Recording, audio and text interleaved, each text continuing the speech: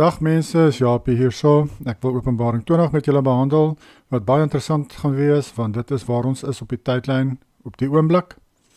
En julle gaan sien hoe wonderlik hierdie puzzelstukke inpas by wat ons sien om ons gebeur. Baie beter as wat mense sou glo, dit is die groot verdrukking. Kom ons begin, ek lees in Engels, my verduideliking is in Afrikaans. Satan bound 1,000 years. Then I saw, hierdie eerste deel het al reeds gebeur natuurlijk. Then I saw an angel coming down from heaven, having the key of the bottomless pit and a great chain in his hand. Dit is moontlik engel Michael, wat Lucifer gebind het. He laid hold of the dragon, the serpent of old, who is the devil and the Satan, and bound him for 1,000 years. Dit is hier waar preterists die pad byste raak. Hulle dink die 1000 jaar is nie 'n letterlike 1000 jaar, maar net 40 jaar.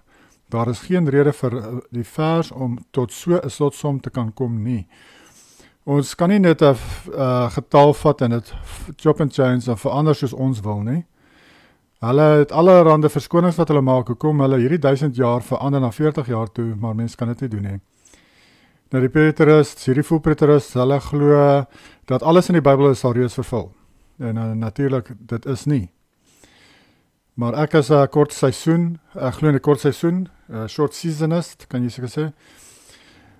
Maar ek glo gedeeltes van die Bybel moet nog vervul word, soos Openbaring, gedeelte van Openbaring 20, 21 en 22, dit moet nog vervul. En dan van die profesieë in die Ou Testament. Ons is nou aan die einde van die oordele oor Juda, Jerusalem, die tempel as ook Rome. Die voete van yster en klei, met die begin van die 1000 jaar regeringskap van Yahushua op aarde, word die bose gebind. Hierdie gebeurtenis het gebeur net na die oordeel van Israel en Rome volbring was, wat moontlik afgespeel het rondom 80 na Christus.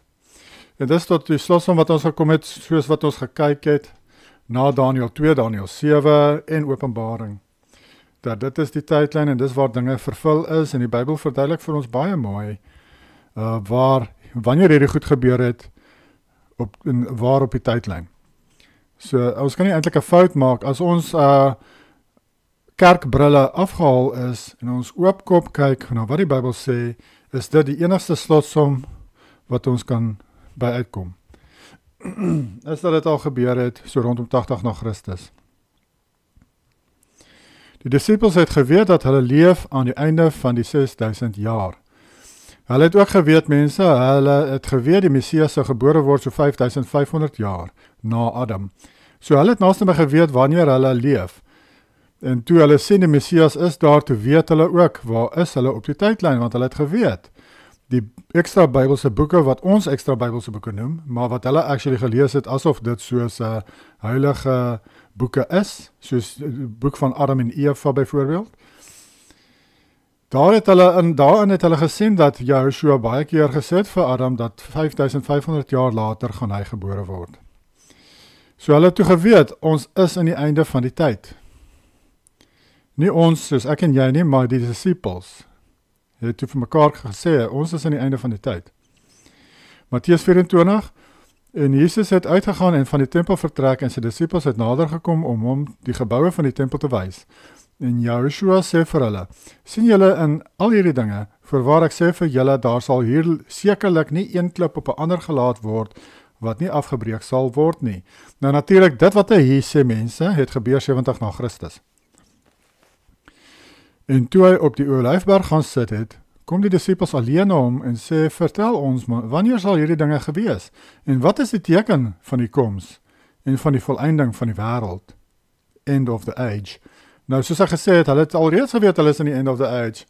Maar hulle wou geweet, wat is die tekens van wanneer alles uiteindelik volbring gaan wees, wanneer is die tweede koms, en wanneer gaan die tempel en alles vernietig word? Hulle het ook geweet, mense, die disippels het geweet, hierdie dinge gaan hand aan hand. Want ons sien in vers 34 in Matteus 24, dat Yahushua sê vir hulle, dat in hulle generasie gaan al hierdie dinge vervul. Hy sê vir hulle, die end of the age is in hulle generasie, sy tweede koms is in hulle generasie, en die vernietiging van Jerusalem en die tempel is in hulle generasie. Was dit so? Het dit so gebeur? Ja, dit het. En ek het dit vir julle gewys in die res van Openbaring soos wat ek het behandel het.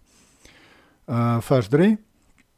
And he cast him into the bottomless pit and shut him up and set a seal on him, so that he should deceive the nations no more till the 1,000 years were finished. But after these things he must be released for a little while. Dit is waar die term kort seisoen van misleiding vandaan kom. Die tydperk waarin ons onsself nou bevind. Die Bybel sê nie hoe lank hierdie tydperk is nie. Hy sê net wat moet gebeur tydens hierdie kort seisoen. Nou die Bybel, partykeer noem die Bybel dat daar is 2 seisoene in 'n jaar. En so, dan is dit, as jy 1000 jaar vat, 'n dag soos 1000 jaar of wat ook al, maar as jy 1000 jaar vat, dan is dit 500 jaar. Maar andersins kan mens ook sê, daar is 4 seisoene, dan is dit 250 jaar. So, hy sê net as 'n kort seisoen, hy kry 'n kort tydjie om dinge te volbring. Om die mense te versoek soveel hy kan, voordat Yahushua vir die laaste en finale keer terugkeer en beheer vat weer van hierdie area waarin ons is. Natuurlik, hy regeer al reeds, maar hy gaan dan weer fisies teenwoordig wees in hierdie realm waar ons is. The saints reign with Messiah 1,000 years. Nou natuurlik, hierdie het al gebeur, mense. Ons leef nou na hierdie 1000-jarige vrederyk. Ons sien dit om ons en ek het baie video's daaroor. Verse 4, and I saw thrones, and they sat on them, and judgment was committed to them. Then I saw the souls of those who had been beheaded for the witness of Yahushua and for the word of Yahuwah, who had not worshipped the beast or his image, and had not received his mark on their foreheads or on their hands, and they lived and reigned with Messiah for 1,000 years. Hierdie goeters het ek al reeds bespreek, mense, in my ander video's oor Openbaring. Gaan kyk dit maar, oor die merk van die dier, wat dit is, oor wat dit beteken, wat dit behels, die libelles, die Romeinse geldstelsel wat ingebring is, en sovoorts. En die afgode wat hulle by die tempel geplaas het vir die mense om te aanbid, die Romeinse Ryk. Die gelowiges wat nie bereid was om die gebooie te verbreek nie, het volhard tot die einde toe, soos ons lees in Matteus 24 vers 12 en 13, en omdat die wetteloosheid vermeerder word, sal die liefde van die meeste verkoel, maar wie volhard tot die einde toe, hy sal gered word. Hulle was nie bereid om Rome se afgode te aanbid nie, insluitend die keiser. Nou natuurlik, die keisers was ook aanbid in Rome, en hulle was nie bereid om dit te doen nie. Verse 5, but the rest of the dead did not live again until the 1,000 years were finished. This is the first resurrection. Ons sien hierso, die first resurrection hierso moet eintlik by die vorige vers wees, want dit verwys na die gelowiges wat volhard het tot die einde toe, wat deel is van die first resurrection, en dan hierdie wat weer leef na die 1000-jarige vrederyk. Dit is ons tyd, mense, so baie mense hierso vandag, baie van ons, miskien ek en jy ingesluit, het al geleef voor die 1000-jarige vrederyk, volgens hierdie vers, en ek gaan nou vir julle vers lees, wat daar ook daaroor praat in Petrus, hy praat ook daarvan, kom ons kyk gou eers daarna. Hier word ons 'n leidraad gegee van wie leef nou in die kort seisoen van misleiding. Dit is diegene wat geleef het voor die 1000 jaar vrederyk. 1 Petrus 3 vers 18 en 21 tot 21. Want Messias het ook eenmaal vir die sondes gelei, hy die regverdige vir die onregverdiges, om ons tot Yahuwah te bring, hy wat wel gedood is na die vlees, maar lewend gemaak deur die gees, in wie hy ook heen gegaan het, en gepreek het vir die geeste of siele in die gevangenis. Nou, vir wie het hy gaan preek? Hy het heen gegaan en gaan preek vir die siele in die doderyk, wat eertyds ongehoorsaam was, toe die lankmoedigheid van Yahuwah eenmaal gewag het in die dae van Noag, en terwyl die ark gereed gemaak is, waarin weinig, dit is 8 siele deur water heen gered is, waarvan die teebeeld die doop ons nou ook red, en nie as 'n aflegging van die vuilheid van die vlees nie, maar as 'n bede tot Yahuwah om 'n goeie skoon gewete deur die opstanding van Yahushua Messias. Ek het daai bygesit net vir julle te wys die belangrikheid van doop. Hy sê hierso ook die doop red jou, en dit is so, maar Markus 16:16 sê wie glo in hom laat doop sal gered word. Die Bybel sê 'n hele paar keer, Yahushua sê jy moet vir Nicodemus, jy moet gebore word uit gees en water, nou die water om gered te word. Nou die water daar wat hy van noem is die doop. Ek het baie video's oor die doop, gaan kyk het gerus, is baie belangrik. Julle moet julle laat doop, as julle glo. Die doop van bekering, dit word dit genoem, want jy keer terug, jy bekeer jou na Jehovah se gebooie toe, en die een van die stappe daarvan is, jy laat jou doop, want jy sterf as die ou mens in die water, en jy staan op uit die water as 'n nuwe mens in Messias, wat nou lus en desire het om die gebooie te onderhou. Maar dis nie waarop ek wou fokus hier nie. Kom ons kyk na die eerste verse. Ons sien dat Joshua het gaan preek vir die siele wat ongehoorsaam was in die doderyk. Nou hoekom gaan preek hy vir siele wat al reeds dood is en gesondig het en wetteloos was en pagans was? Hulle is mos aan klaar verlore. Wat kan hy vir hulle preek? Hoe kan hy hulle red in die doderyk? Hy het nie gegaan om hulle te gaan red in die doderyk nie. En dit was nie sy boodskap nie. Sy boodskap was dat hulle weer 'n kans gaan kry na die 1000-jarige vrederyk. Dat hulle nog een kans gaan kry om te kan kies vir of teen hom, om te kan kies of hulle Jehovah se gebooie gaan onderhou of nie. Dit is die boodskap wat hy vir hulle gebring het. En dit is wie nou vandag lewe. Dis mense wat al reeds geleef het voor die 1000-jarige vrederyk. Ek het al gehoor van verskillende mense wat al gevoel het hulle het al geleef, of drome gedroom het van hulle vorige lewe, wat het lyk asof hulle in 'n woestyngebied bly, of wat ook al, maar dit lyk baie oud, baie lank terug, die goed wat hulle gedroom het en so aan. Maar ek glo dit is hulle kry glimpses van hulle vorige lewe. En hierdie is nie reïncarnation nie, dit is Jehovah wat genadig is vir hierdie ongelowige siele, om hulle nog een kans te gee, en mense, dis al hoekom hierdie wêreld nog bestaan. Hierdie wêreld moes al lank al geëindig het. Hierdie wêreld moes geëindig het na die 1000-jarige vrederyk. Want dit is dan die volëinding van die 7000 jaar, wat 7 dae, 7000 jaar. Maar dit het nie. Omdat Jehovah en Joshua genadig is, verleng hulle hierdie tydperk vir hierdie aarde. Hulle verleng hierdie tydperk met 'n kort seisoen, so 300 jaar. Sodat hierdie groep mense, hierdie duisende siele wat nie gered was nie, wat ongelowig was, wat geleef het voor Joshua gekom het, baie van hulle of amper almal van hulle, kry nou weer 'n kans, nog een kans, om weer te kies. Hoe amazing is dit? Hoe genadig is Jehovah? En dis al hoekom hierdie aarde nog hier is. Want ons is al lank al na 7000 jaar hier. Ons is nou al amper 7250 jaar hier.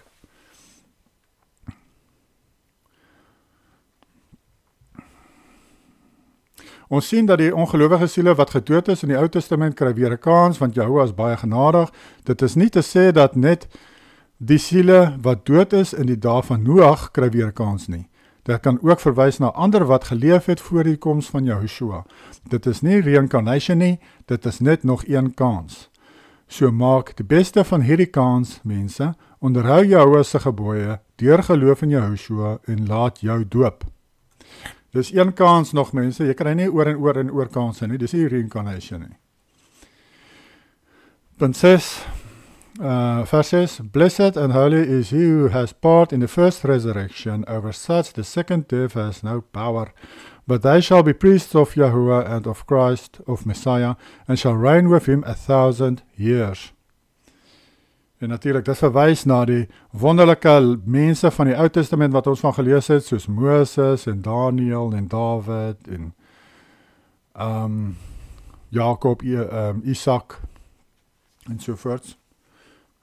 Ek glo selfs Job en Henoch. Joshua, ek wil net hier noem, hulle het saam met Joshua geregeer vir 1000 jaar. En David en die disciples.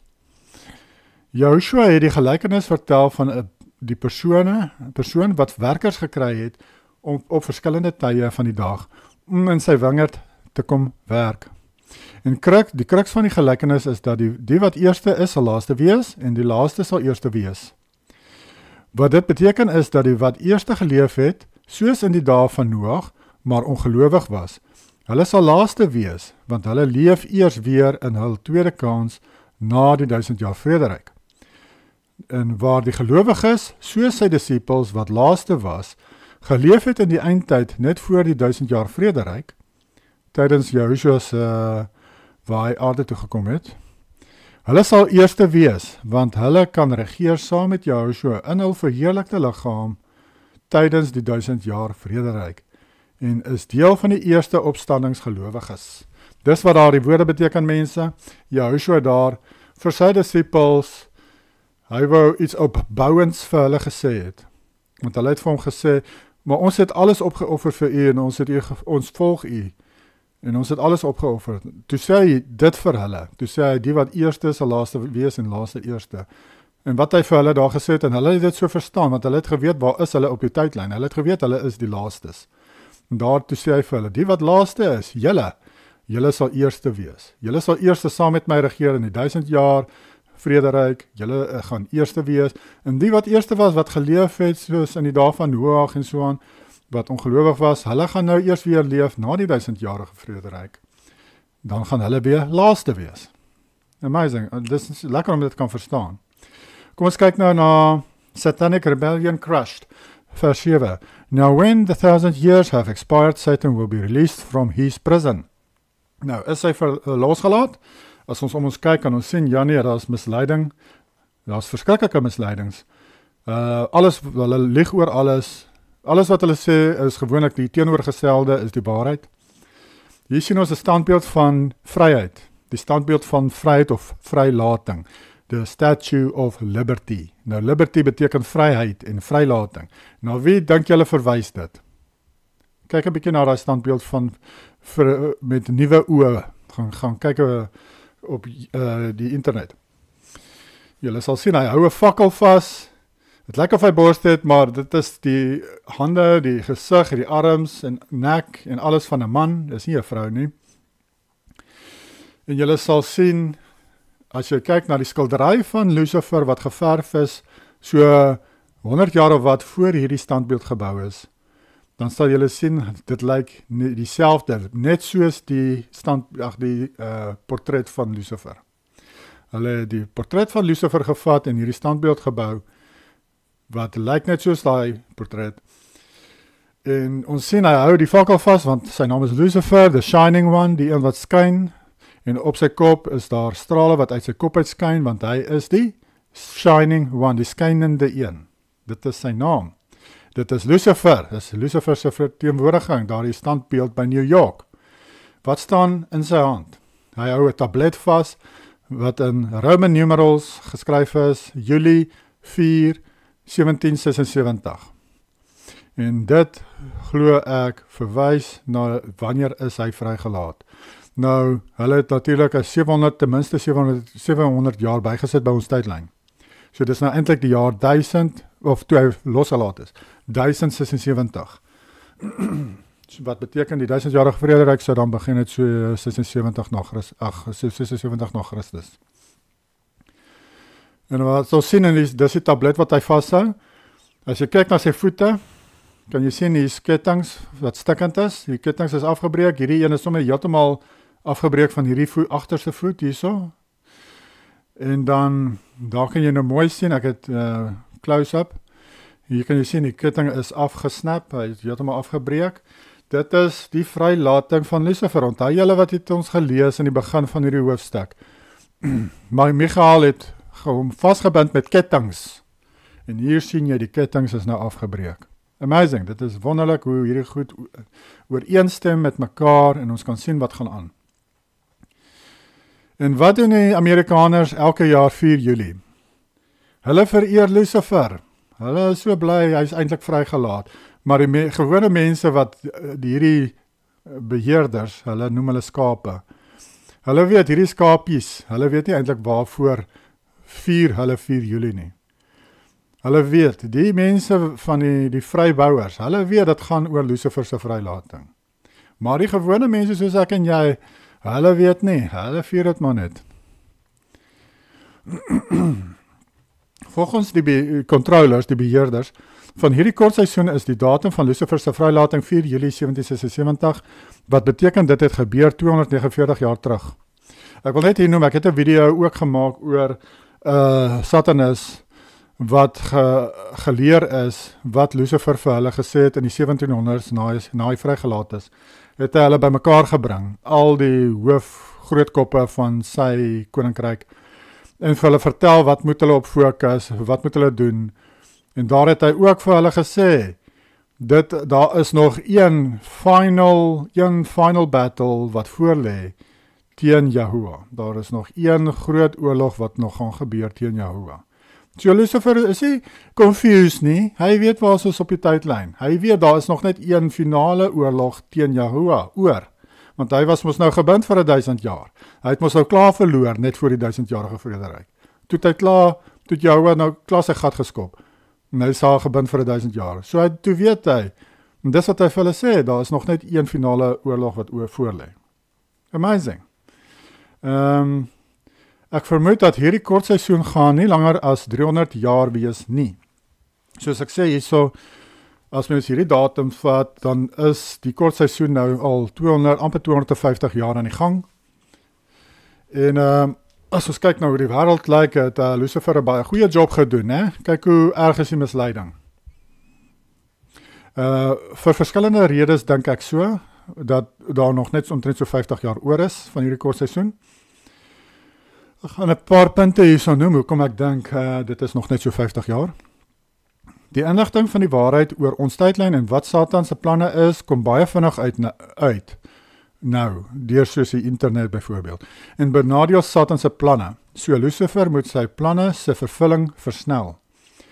2 is Gog van Magog het alreeds begin oorlog maak teen 'n ander nasie. Binnekort gaan dit meer nasies word. Ja, hy gaan natuurlik later uitbrei in Europa in. Hy gaan wes beweeg. En Gog van Magog, as jy nie weet, ek het video's daaroor gaan kyk het maar. Maar dit is Rusland en sy alliansies. Allies. 3. Satan het klaar al die Israel nasies, westerse wêreld, gevloed met ander kleurige nasies, om die Israeliete uit te baster, indien moontlik. Omdat hy weet dat 'n uitverkore groep Israeliete bymekaar gemaak gaan word op een plek binnekort. Dit word die tweede Exodus genoem en amper al die Bybelse profete praat daarvan. Selfs Nicolaas van Rensburg het hiervan gepraat. En selfs die wet praat daarvan.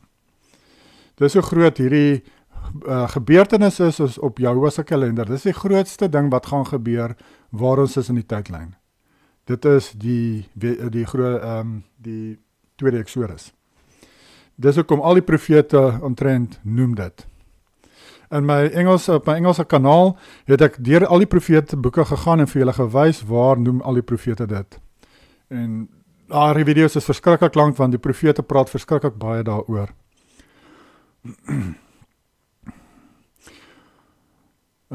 Die plek, punt 4, die plek waar hierdie Israel uitverkorenes bymekaar gemaak gaan word is op die brink van skoonmaak, 'n cleanse.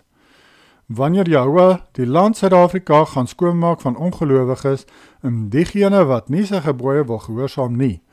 Hy wil 'n gehoorsame wit Israel oorblyfsel hê in Suid-Afrika. Hy wil net goeie appels hê in Suid-Afrika. Hy gaan nie vrot appels hou nie. Hy gaan nie vrot Israeliete hou wat rebels is, Christene wat rebels is en spot en grappe maak oor sy gebooie en eet wat hulle wil, sy Sabbat verbreek deur hulle rugby te kyk, doen wat hulle wil. Hulle dink hulle kan doen wat hulle wil en nog steeds hemel toe gaan. Hulle gaan dit nie maak nie, hy gaan julle verwyder uit Suid-Afrika uit. Op een of ander manier gaan hy dit doen, maar hy gaan dit doen. Hy gaan net die oorhou wat bereid is om hom te gehoorsaam, sy gebooie te gehoorsaam. Dit is hoe dit is, mense. Dit is nou crunch time. Jy moet nou kies. En jy in Suid-Afrika moet eers kies. Julle gaan moet eers kies van al die Israeliete in die wêreld. Want Yahuwah gaan nou begin Suid-Afrika skoonmaak, regmaak, gereed maak vir hierdie Israel uitverkorenes wêreldwyd wat gaan moet vlug Suid-Afrika toe met die derde wêreldoorlog. So julle beter julle sake regkry mense geestelik. Begin introspeksie doen. Kyk na jou lewe, kyk wat moet jy verander. Kyk wat sê die gebooie. Hou op grappies maak oor Yahuwah se naam. Begin hom op sy naam noem. Begin rus op sy Sabbat. Ophou onrein diere eet. Natuurlik is dit nie die enigste gebooie nie, daar is nie net 3 nie, maar gaan kyk, almal wat van toepassing is op jou, gaan kyk wat dit is, en doen dit.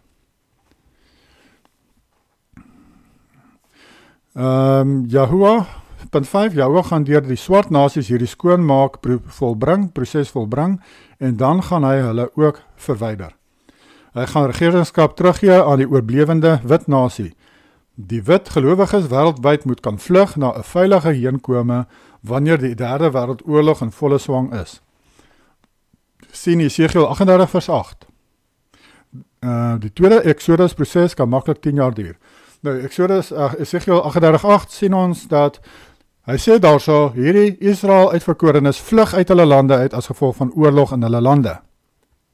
Dis hoekom hierdie proses kan 10 jaar vat, dit kan langer selfs ook vat. So die idee van 3,5 jaar waar tydens Israel bymekaar kom en is by die deur uit. So daar is mense wat sê, 3,5 jaar gaan in die woestyn bymekaar kom, en dis waar ons is, of dit's wat gaan gebeur, dit is hierdie wit Christene wat Suid-Afrika toevlug. Dis nie waaroor dit gaan nie. Ons lees in Jesegiel 38 vers 8 dat Israel vlug uit hulle lande wanneer hulle spesifieke lande aangeval word. Al die Israel nasies gaan nie terselfdertyd aangeval word nie.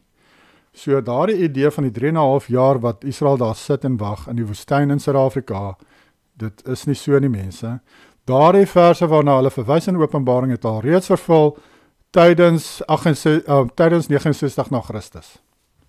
Toe het die gelowiges, onthou wat Yahushua hulle gewaarsku het in Matteus 24 en ander plekke in die Gospels, hulle het onthou dat as hulle die abomination of desolation sien by die tempel, dan moet hulle vlug, en toe vlug hulle Pella toe vir 3,5 jaar, hulle daar in die woestyn gaan bly in Pella vir 3,5 jaar. Dit is wat opgeskryf is in die historikus se boeke. Dit is vervul, dit het klaar vervul. Dis nie die tweede Exodus daai nie. Die tweede Exodus gebeur hand aan hand met die slag van Gog en Magog, en dit gebeur na die 1000-jarige vrederyk.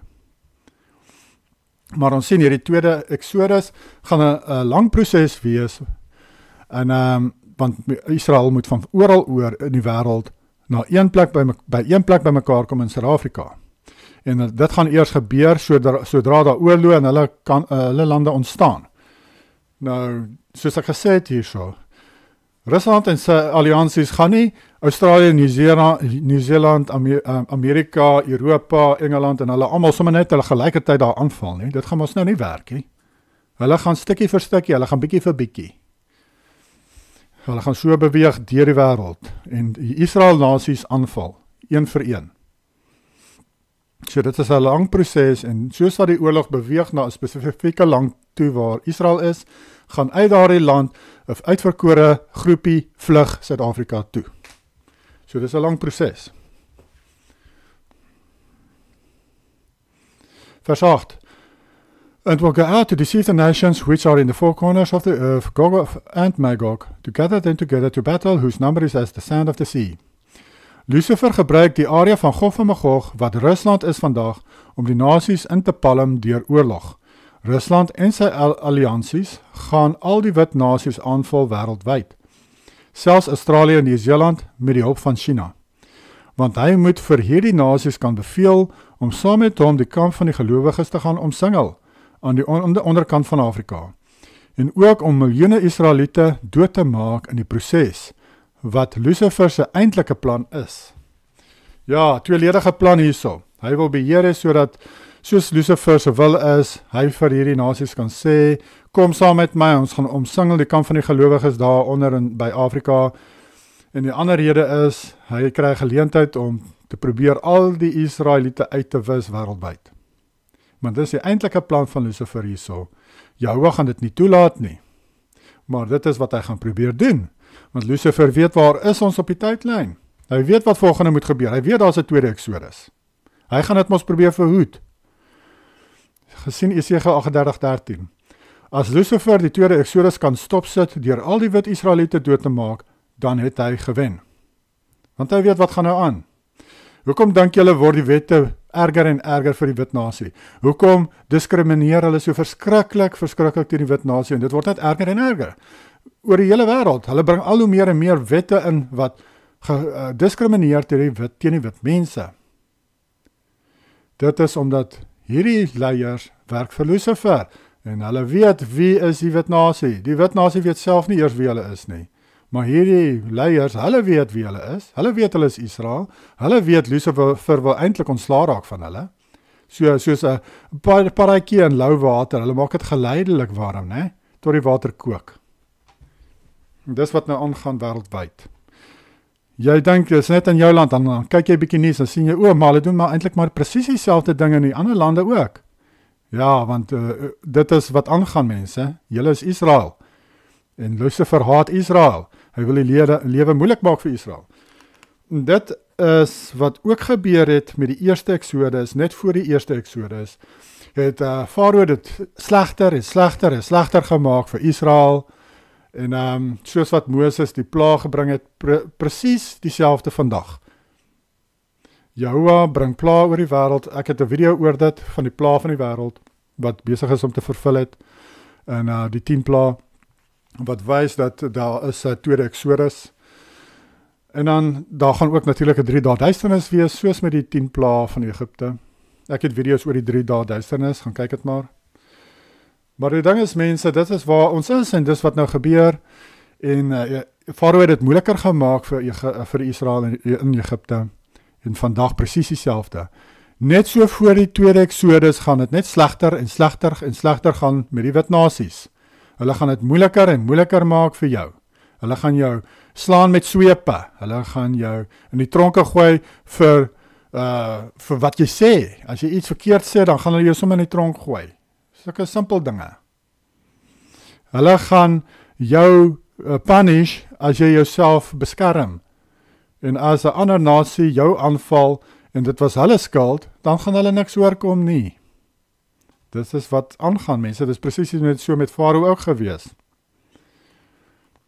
Wys vir jou, dit wat, soos Ecclesiastes 1 vers 9, is dit 9? Sê, what was will be again, and there is nothing new under the sun.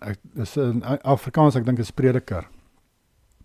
Daar's niks niets onder die son nie. Die eerste Exodus, die tweede Exodus, daar's baie similarities, daar's baie dinge wat dieselfde gaan wees.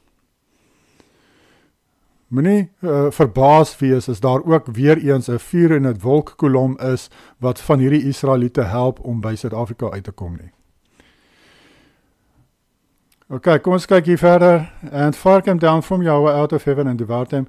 Kom ons begin hier vers 9. They went up of the breadth of the earth, surrounded the camp of the saints and the beloved city, and the fire came down from Yahuwah out of heaven and devoured them.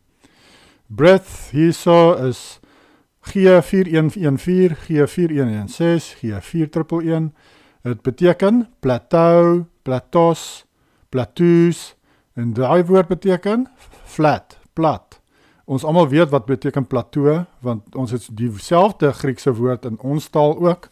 Plateau beteken plat, gelyk, level. Ja, wat hierdie vers vir jou sê, die aarde is plat. Hy sê van al die nasies oor die hele wêreld kom by mekaar, oor die hele plat aarde, kom by mekaar op een plek. Dus, so dis al wat dit kan beteken, dat die aarde is nie 'n spinnende bal nie. Maar die ander vers in die Bybel, daar's ander vers in die Bybel wat ook sê die aarde is plat en staan stil. So, dis nie niks niets nie.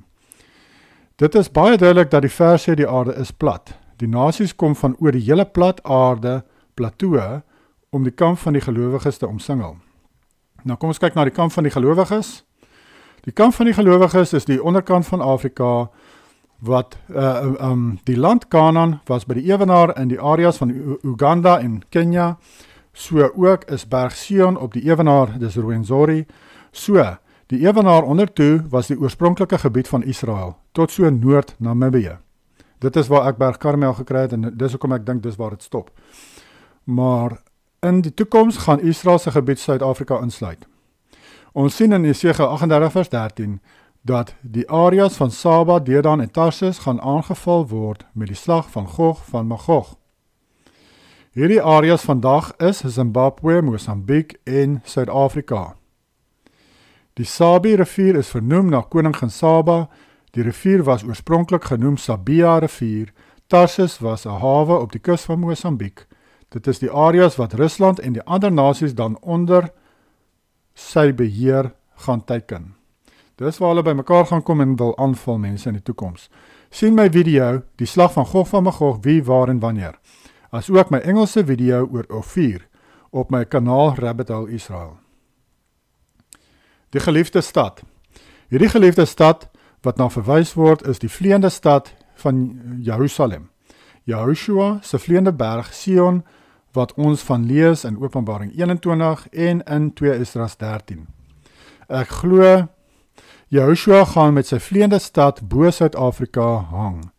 Hier is voorstellings soos wat ons gesien het met op die 1000 jaar Vrederyk medaljes. Tydens die 1000-jarige Vrederyk het hulle medaljes gedruk vir, soos ek sê, commemoration medals, dis om soos herdenkingsmedaljes, om te herdenk groot gebeurtenisse, soos wat as Yahushua jou stad kom besoek, dis mos nou baie groot gebeurtenis, dan het hulle 'n muntstukke gemaak daarvan.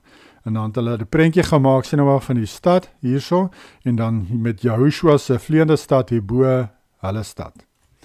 En jy kry baie muntstukke soos die, waar Yahushua verskillende stede besoek het op sy vleiende stad, en met al hierdie sien jy sulke wolke wat die onderkant van hierdie stad toemaak, dat dit nie te helder skyn nie, jy kan sien die strale skyn uit hierdie stad uit, want hy blink verskriklik. En dan op hierdie stad, daar staan die naam Yahuwah, né? Wat verwys na Yahushua. Wie die naam bo alle name gekry? Yahushua, né? Wat is die naam bo alle name? Dis Yahuwah. En dan weet mens nog hierdie muntstuk, hier wys hy weer oorvloed op hierdie agterkant van die muntstuk, hier is weer die stad, en hier wys hy die vleiende stad, en daarop staan weer Yahuwah, en dit lyk of hy propellant, of hy hier uitblaas, laat hy kan vlieg, of dit lyk nogal so iets, maar ek glo dit is 'n verteenwoordiging van die vleiende berg of stad van Yahushua hierdie, in die lug, wat hang bo hierdie stad. En hierso weer eens, hierso hang, en daarop staan, ek dink Yahushua, maar hy hang oor hierdie stad, en hierdie voorstelling van engele wat hom in die lug hou, want hy kan vlieg, hy is 'n vleiende stad, of 'n vleiende berg, Sion. Interessant, op die agterkant van hierdie medalje sien jy hierso vir Dawid, ek glo dis Dawid, want hy het 'n kroon op, en hy het 'n harp in sy arm, en hy het 'n olyftak wat verwys na Israel, Juda, en hy het vlerkies op sy voete, want hy kan vlieg, want tydens die 1000-jarige Vrederyk kon hierdie gelowiges, hierdie saints, hierdie heiliges, hulle kon gevlieg het, né? So, ek dink dit was lekker. Wanneer in die geskiedenis, waar lees ons in die Bybel dat Dawid kon vlieg? Nee, hy kon nie vlieg nie. Hy het gevlieg tydens die 1000-jarige Vrederyk. Maar wat ook interessant is van die medaljes, jy sien 'n gewone kind hier wat nie verheerlikte liggaam het nie, dan sien jy 'n engel, en dan sien jy hier 'n mens met 'n Dawid met 'n verheerlikte liggaam, en hy kan vlieg. Nou hierdie een langs hom is Mercury, is maar 'n voorstelling glo ek, want hy dra hierdie staf, wat verwys na die elektrisiteit. Ons kan sien, hy kan ook vlieg. Hier is nog so 'n muntstuk, en dan met die piramide, met die all-seeing eye komstig. Nou, hulle vat wat goed is, maak hulle sleg. Nou, hierdie is 'n verwysing weer eens na die berg van Yahushua in sy stad, wat bedek word deur wolke, en die lig skyn daar uit, en Yahushua kan ons alles sien, net soos sy vader, glo ek. Tydens die 1000-jarige Vrederyk, hy het geweet wat oral aangaan, en hy kan alles sien. Weer eens dieselfde tipe idee, maar hierdie keer word in plaas van die piramide met die oog, sien ons Yahuwah staan op die stad, verwys na Yahuwah, die stad behoort aan hom, die berg wat vlieg behoort aan hom. Ja, as baie sulke muntstukke, mense, ek het 'n hele video daaroor, van 'n uur lank, met ek verskillende muntstukke vir julle wys, om te bewys dat die 1000-jarige Vrederyk al gebeur het. Yahushua gaan met sy vleiende stad bo Suid-Afrika hang, sodat Lucifer sy totale fokus sal wees op daardie area van Suid-Afrika en boontoe. Nou, ek sê net bo Suid-Afrika, maar dit kan boontoe ook wees, soos ons sien in Jesegiel 38:13, sluit dit Zimbabwe, Mosambik ook in. Dit kan dan ook Zambië en Namibië ook insluit. Ek glo Yahushua gaan daar teenwoordig wees om ons te beskerm. Die Israel uitverkorenes wêreldwyd wat daar bymekaar gemaak is. 2 Esdras 13.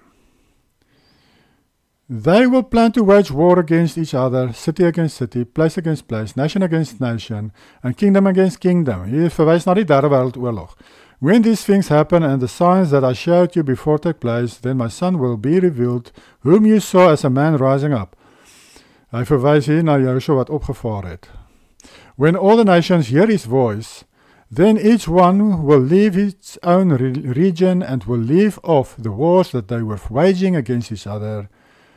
An innumerable mob will be gathered together as you saw, wanting to come and fight against him. Hierdie wat hy hear his voice verwys nogal mooi in 1 Thessalonicense 4:16. For the master himself shall descend from heaven with the shout, with the voice of an archangel. Nou presies dieselfde glo ek gaan dan weer gebeur nou in die einde, wat hulle sy stem gaan hoor soos hy shout, soos hy skree met die stem van 'n archangel. But he will take his stand on the summit of Mount Zion. Nou hier is die berg Sion daar op die ewenaar nie mense. Zion will come and will appear to all. Sien julle, dis 'n vleiende berg. Built and ready as you saw a mountain carved without hands. En op 'n ander plek in hierdie hoofstuk sê hy, dit is 'n letterlike vleiende stad. Hy sê dit is 'n vleiende stad. Hy het die stad uitgesny soos uit 'n berg uit en nou vlieg hy op die stad. Soos 'n UFO. Dit is wat dit is. En hy sê dat hy maak hierdie stad skielik sigbaar vir die wêreld. So hierdie stad word bedek deur wolke, ek dink omtrent permanent, so mense kan hom nie sien nie. En hy kan nou hierbo ons rondvlieg en ons sal dit nie eers weet nie.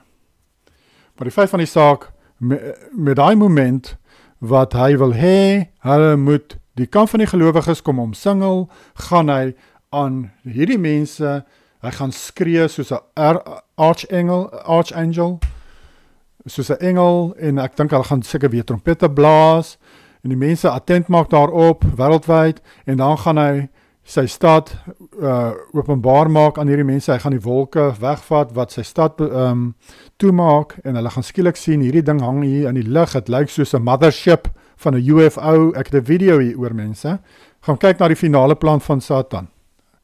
Hy is alreeds besig om die mense te breinspoel oor hierdie goed. En dan gaan Jahwe dit openbaar maak aan die wêreld, en dan gaan hulle almal bymekaar kom, want hulle gaan dink hierdie is aliens en UFO, en hulle moet gaan fight, hulle moet hom gaan veg, met die slag van Gog van Magog. En ja, dit is wat voorlê. It is amazing, dit klink so science fiction, hè? Dit is hoekom die kamp van die gelowiges en die vleiende berg Sion van Yahushua op dieselfde plek moet wees. Dit maak ons nou nie sin as Yahushua sy vleiende stad daar hang oor Australië, maar Israel het bymekaar gekom in Suid-Afrika, nie? Dan, hoe gaan dit nou werk? Hy gaan hang bo Suid-Afrika waar die Israel uitverkorenes bymekaar gekom het om hulle te beskerm. Want wat gaan gebeur? Ek gaan nou vir julle wys wat gaan gebeur. En dis hoekom ons gaan beskerming nodig hê in Suid-Afrika as gevolg van wat gaan gebeur. Sien my video genaamd Lucifer se finale misleidingsplan. Dit is op hierdie kanaal, die Afrikaanse kanaal. Die nasies onderdanig aan Rusland en deel van sy alliansies, wat bykans al die lande gaan wees, insluitend Noord-Amerika, Kanada, Europa, Nieu-Seeland, Australië, China, Korea, moslimlande, gaan die onderkant van Afrika omsingel, maar Jahwe gaan hulle met vuur uit die hemel verbrand. Sien my video genaamd Draak en Gog van Magog. Ons lees ook van hierdie gebeurtenis in meer detail in 2 Esdras 13. Esdras is Ezra van die Bybel, mense, as julle gewonder het, dis nie iemand anders nie, dis jou Bybelse Ezra, die profeet. In my video genaamd Draak en Gog van Magog wys ek op Google Earth dat daar 'n draak onder die see lê, in stasis, met net sy neus wat uitsteek soos wat reptiele doen as water gevries is. Ek wys ook met 'n satellietfoto dat hierdie dier onder die see 'n draak is. Sy kop kyk alreeds in die rigting van Suid-Afrika. Ek glo Jahwe gaan hierdie draak gebruik om die nasies met vuur te verbrand wat die kamp van die gelowiges omsingel het. Die plek waar wit Israel bymekaar gekom het tydens die derde wêreldoorlog. Kom ek wys julle hierdie draak. Ek wys dit ook op die ander video, hierdie draak en Gog van Magog, gaan kyk daardie video, as julle 'n langer weergawe wil sien hiervan. Om julle 'n idee te gee die grootte, hier lê die draak, sien julle hom? Daarso. Dit lyk soos 'n krokodil se kop wat hier lê. Dis nie 'n krokodil nie, dis 'n draak. En ek gaan net van julle wys die neusgatte wat bo die see uitsteek, sodat hy kan asemhaal. Hy lê hierso in stase. Al hierdie gaatjies so in 'n halfmaan. Dit is neusgate.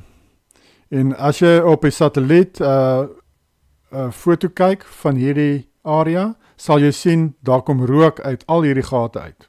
Want dis 'n draak. Dis nie 'n krokodil nie, dis 'n draak. Hy lê daar reg vir die slag van Gog van Magog.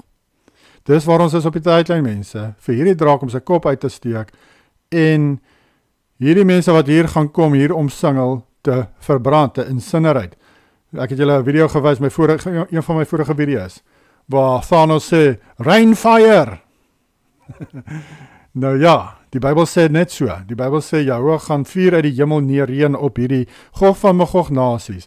Nou as hierdie draak sy kop uitsteek uit die water, hoe hoog dink julle gaan hy in die lug staan? Kilometers hoog. Weet julle hoe groot is sy kop? Ek het hom gaan meet. Kom ek wys julle hoe groot is sy kop. Net julle 'n idee te gee, want ek dink die mense besef hoe groot is hierdie draak nie. Is van hier tot daar by Vredendal so oor, ja, so wyd. So wyd is die ek sal amper sê krokodil, die draak se kop. So wyd, soos daai stuk, is daai kop wat ek julle wys hier onder. Daai ene daar. Dis hoe wyd hy is. Kom ek wys julle hoe lank is hy kop. Ek moet hierdie reg draai. Omtrent hier van George af, kom ons gaan op, hierso. Verkeerde kant toe. Nog op. Ek is nog 'n bietjie op. Kom ek nou toe die hele tyd, dis irriterend. Ja, ek het reg geraai. Okay, so 2000, net so oor die 2000 kilometer. Daarso. Dis hoe lank daai draak se kop is. So daai draak se kop is groter as die hele Suid-Afrika en Botswana en Namibië saam. Dis massief. So wat dink julle gaan met die wêreld gebeur as daai draak wakker skrik en hy steek sy kop uit en hy blaas en hy verbrand al hierdie mense wat hier rond is en dis hoekom Joshua se Verenigde Stad hierbo Afrika, Suid-Afrika gaan wees om die gelowiges, die uitverkorenes van Israel te beskerm, hierso laat hulle nie verbrand word nie. Dit is hoekom. Amazing, né? Hoe alles so in plek gaan val. Perfek. Jahwe het alles so perfek beplan. En as ons gaan lees in 2 Esdra 13, sê dit daar dat Jahwe het vir baie lank wat hierdie krokodil, of hierdie draak, gereed lê in stase hier onder die see. Vir baie lank lê hierdie draak al hierso. Net vir hierdie een event.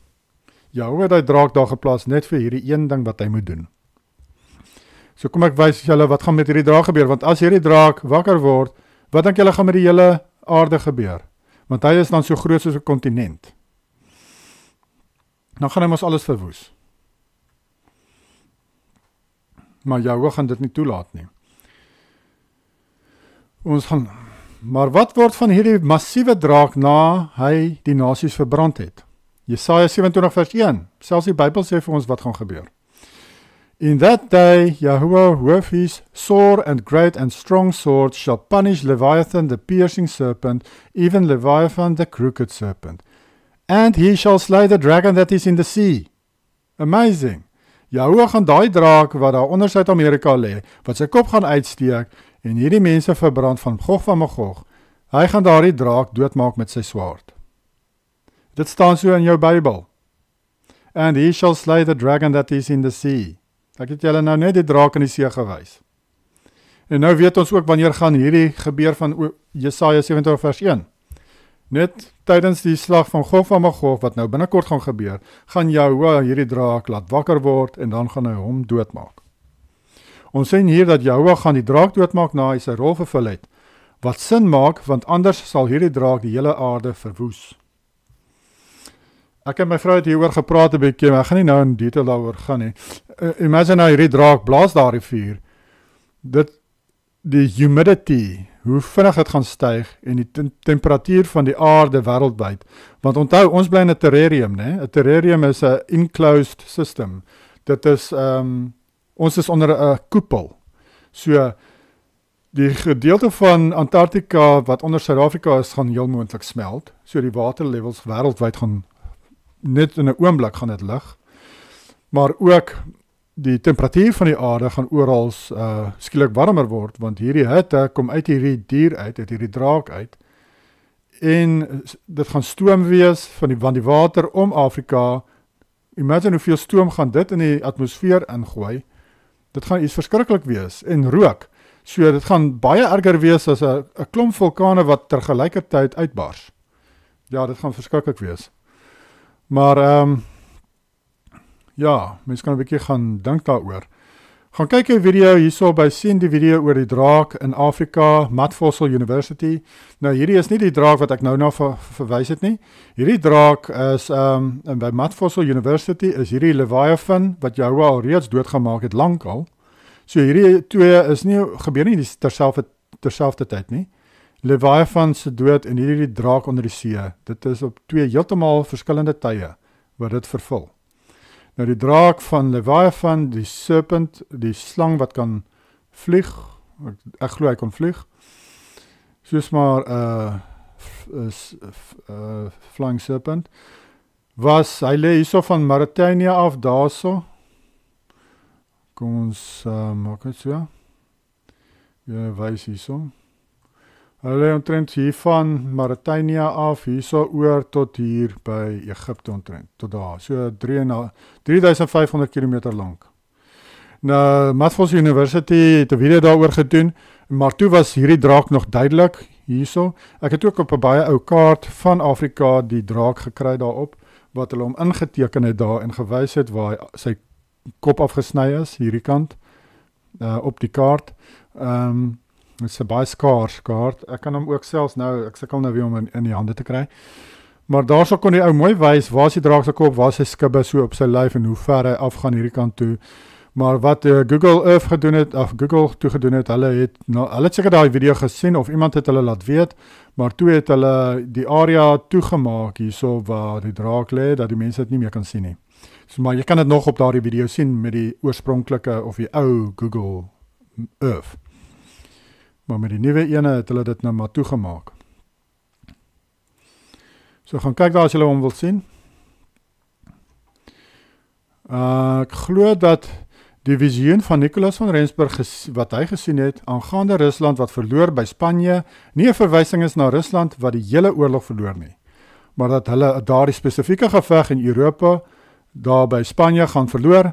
Daar is baie profesieë ook oor Rusland wat Amerika gaan oorwin en Engeland gaan bom en Europa gaan oorwin. Hulle gaan, of gedeeltes van Europa gaan oorwin. Hulle gaan Frankryk oorwin, want ek het ook 'n visioene geluister van mense wat sê, hulle het gesien hoe Frankryk deel is van die groep wat Amerika gaan aanval saam met Rusland. So dan het beteken dit, Frankryk is al klaar in die sakkie van Rusland. Maar ek het 'n vermoede dat Frankryk gaan nie Rusland aanval nie, hulle gaan net oorgee. So dan gaan hulle maar soos 'n deel wees basically maar van Rusland. Sonder 'n geveg. Al hoe Rusland gaan verloor met waar ons is op die tydlyn is deur sy weermagte en die van sy alliansies wat met vuur vernietig word aan die einde tydens die finale Gog van Magog oorlog. Dis al hoe Rusland en die allies van hom gaan verloor.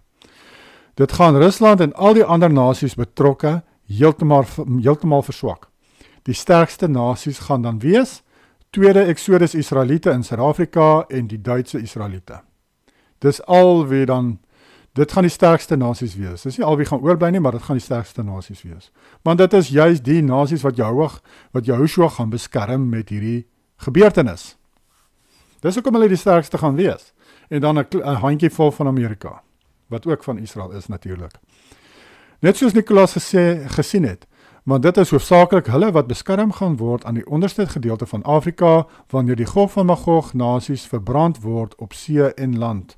En natuurlik, miskien gaan daar nog in Europa ook 'n paar Duitse Israeliete wees wat ook daar is, nie net onder in Suid-Afrika area nie, of in die onderste deel van Afrika nie, maar ek glo, in die onderste deel van Afrika gaan daar beslis ook Duitse Israeliete wees. Dit wat gebeur het met Egipte gaan weer afspeel, maar hierdie keer gaan die vyand nie verdrink nie, hy gaan verbrand word. Hulle gaan weer agter Israel aankom, né? Soos die eerste keer. Maar dan gaan hierdie keer verbrand word. Ek het 'n profesie gehoor van 'n Nieu-Zeelander wat gesien het hoe mense hul lande skielik kan terugvat. Die enigste rede hiervoor sal wees as Jahoua Rusland en sy alliansies eensklaps vernietig. Dan gaan hierdie ander nasies wat swak was en onder amper heeltemal uitgewis is deur Rusland en sy allies, gaan dan skielik weer moed hê om hulle lande terug te vat, want daar is nie meer weermagte van Rusland en China en so aan, en die moslems en so, wat hulle kan keer om dit te doen nie.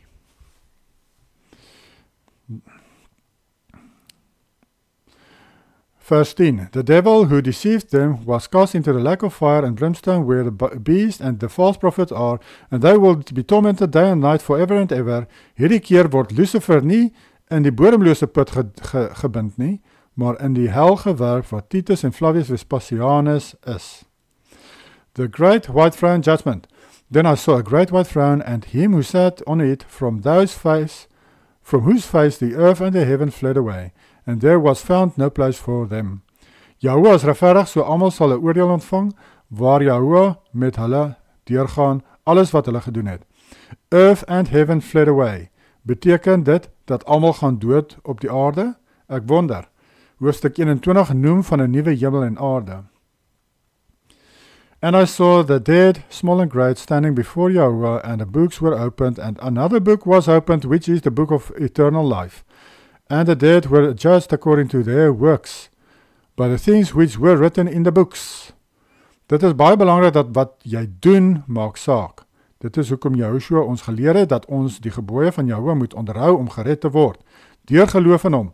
Matteus 19:17, but if you want to enter into life, keep the commandments. Matteus 7:23, and then I will declare to them, I never knew you, depart from me, to hell, you who lived lawless. Mense, dit is so duidelik soos daglig.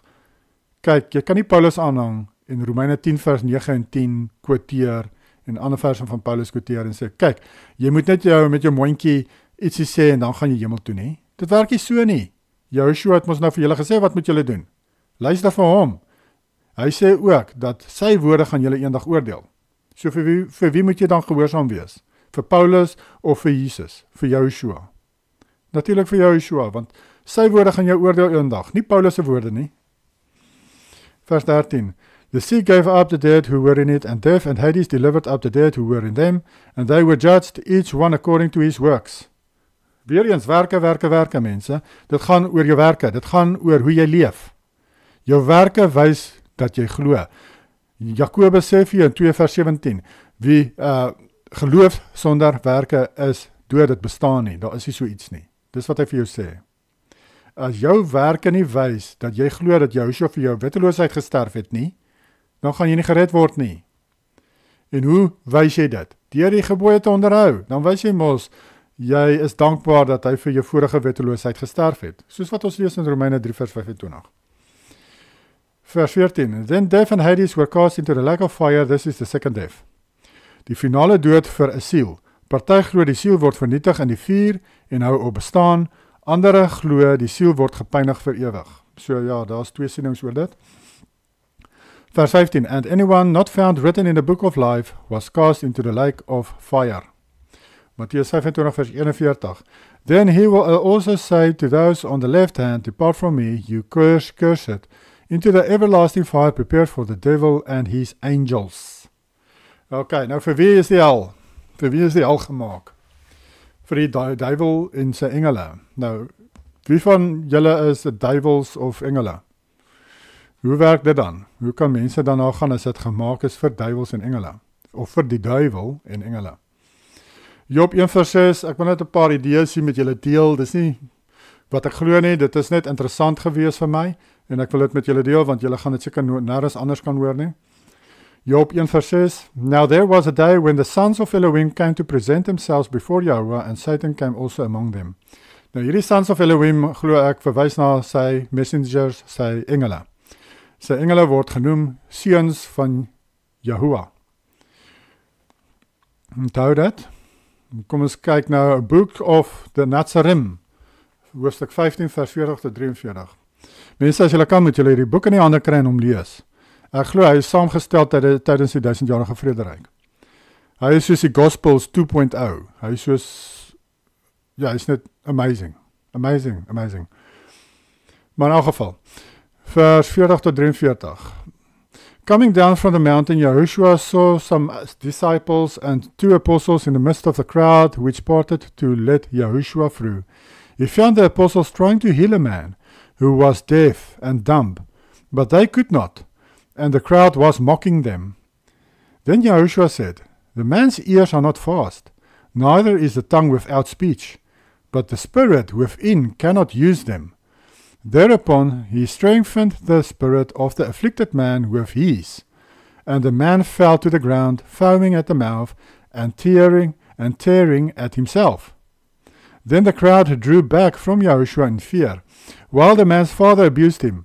Ek dink hierdie abused him beteken soos hy probeer hom vasdruk en of wat ook al, want hierdie ou begin haar rondruk en pluk. But soon the man on the ground arose and walked away, and he could both hear and talk.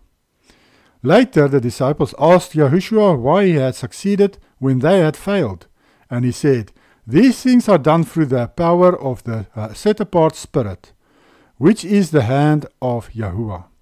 Men have it according to their capacity to hold it. Hy sê, mense het Yahuwah se gees volgens wat hulle, die ability wat hulle het om daardie gees in hulle te hê. But before it can come in, evil must be driven out. So volgens hoeveel reinheid, volgens hoe rein jy leef en is, soveel van Yahuwah se gees kan jy ontvang. Hoe meer issues jy in jou lewe het, hoe meer gewoonte sondes jy in jou lewe het, hoe minder van Yahuwah se gees kan in jou wees. Dis wat Yahushua hierso sê. So dis belangrik, jy is soos 'n koppie met vuil water in, en as jy skoon water intap, kan jy sien hoe meer en meer van daai vuil water uitgaan. En die koppie word meer en meer gevul met skoon water. En dis wat moet gebeur. Mens moet heeltemal gereinig word, jy moet rein word, ontslaa raak van die gewoonte sondes in jou lewe, of soos rook, as jy 'n nuwe gelowige is, goeie soos woede uitbarstings, rook en allerhande dinge, vloek en sovoorts. En soos wat mense hierdie goed uit jou lewe uitkry, kan jy meer en meer van Yahuwah se gees in jou kry, en jy gevul word met die gees, en dan gaan jy ook sulke dinge kan doen soos Yahushua hierso gedoen het, want hy was heeltemal 100% gevul deur Yahuwah se gees, want hy was perfek. But before it can come in, evil must be driven out. I do not teach abstinence from evil for some purposeless end, but to bring to men the recognition of their heritage. Dit is hoe mens veronderstel om te wees, mense. Dis wat Yahushua sê. Ons is veronderstel om perfek te wees. Ons is veronderstel om heilig te wees. Dit sê in Matteus 5 vers 48 vir ons, dat ons moet perfek wees soos ons Vader in die hemel perfek is. Nou, hoekom sou Yahushua iets sê wat ons nie kan doen nie? Ons kan perfek wees. Jy moet daarna streef. En hoe word jy perfek? Deur in Yahushua se voetspore te volg. Deur ook die gebooie te onderhou soos hy het. Deur die vrugte van die gees te dra soos hy het. En dan sê hy hierso, iets baie belangriks, en dit sluit aan by wat ek hier vroeër genoem het. All men were once sons of Elohim. Wat het ons in Job gelees? Die sons of Elohim is engele, né? Maar hier sê Yahushua, all men were once sons of Elohim, but they became bastards of Elohim without heritage. I come to men so they may re-inherit and become true sons of Elohim.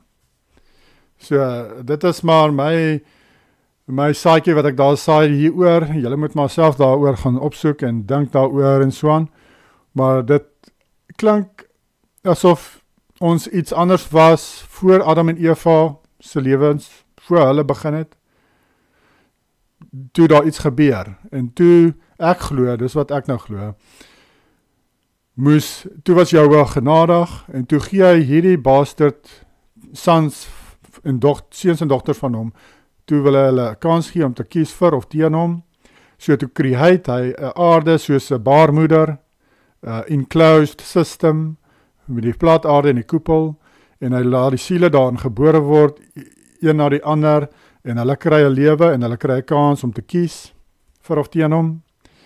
En dan toe kom Joshua ook, en hy kom leer ons hoe ons moet leef, en hy stel vir ons 'n voorbeeld, en hy stel vir ons vorige wetteloosheid, en dis wat hy van praat, I come to men so they may re-inherit and become true sons of Elohim. Hy probeer hulle in die regte rigting wys, deur vir hulle die voorbeeld te stel. Dis hoekom jy ook moet streef aan om die gebooie te onderhou, net soos Joshua het. En ja, dit is hoekom ons hier is, en dis hoekom daardie vers daar kan sê, want ons is meer as mense gewees, voorheen, dink ek. Maar dis hoekom hierdie vers kan sê, into the everlasting fire prepared for the devil and his angels. Ek dink nie, dis his angels, dis eintlik net angels. Into the everlasting fire prepared for the devil and angels. Ja, so ons was moontlik so iets gewees voor Adam en Eva, wie weet. Daar is nie regtig baie geskryf daaroor nie. Daar is nie baie inligting hieroor nie. So maar ek wil dit maar net met julle gedeel het. Want ek het al baie daaraan gedink en gewonder. Nou, hoekom is ons hier? Hoekom is ons siele hier op hierdie aarde? Hoekom moet ons die sufferings deurgaan en hierdie keuses maak? Wat het ons verkeerd gedoen? Hoekom moet ons al hierdie goed deurgaan? En hierdie het 'n bietjie vir my antwoord gegee daaroor. En ek glo Lucifer het alreeds ons in 'n vorige tydperk het hy ons gedeceive en ons was toe bastard children geword van Jahwe.